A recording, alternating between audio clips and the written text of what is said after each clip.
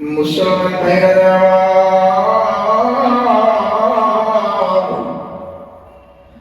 তালহা বিন বারাও রাদিয়াল্লাহু আনহু মা বাবার কথা শুনিয়া ইসলাম ধর্ম গ্রহণ করা থেকে কিছুদিন বিরত থাকলেন। বারবার শুধু মনে যায় কখন নবীর কাছে যাব, নবীকে কখন দেখব।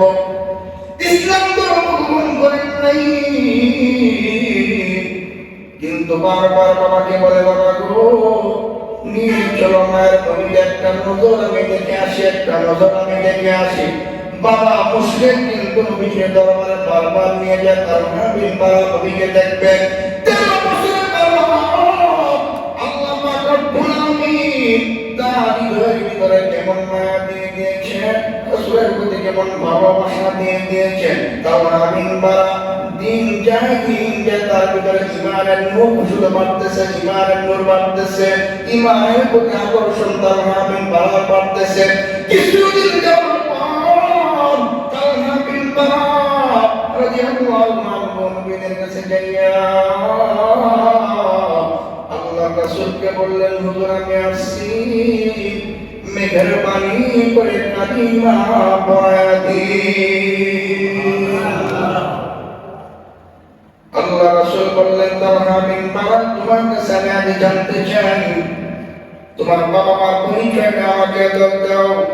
তোমার বাবা মা কি মুসলিম না মুশরিক? বলে আমার বাবা মা মুশরিক। বড় বড় তুমি যদি ইসলাম গ্রহণ করো, মা বাবাকে তুমি ছাড়তে পারবে নাকি? হঠাৎ করে তালহার ভিতরে মা বাবার মা মহব্বতটা বেড়ে গেল।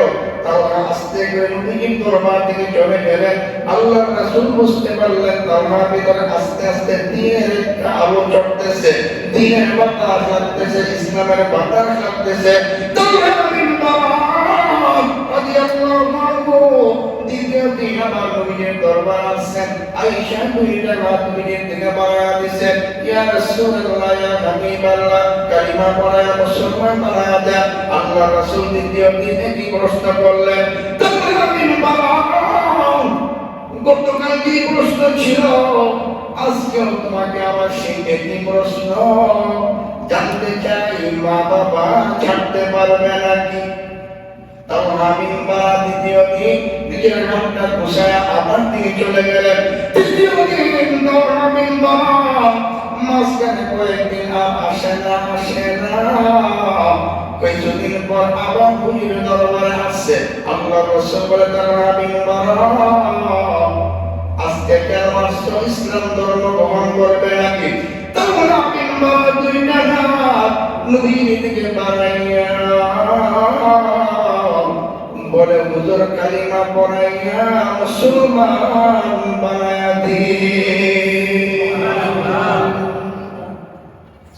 এবার হাত ফিরে নেয় তালহা বিন বারা।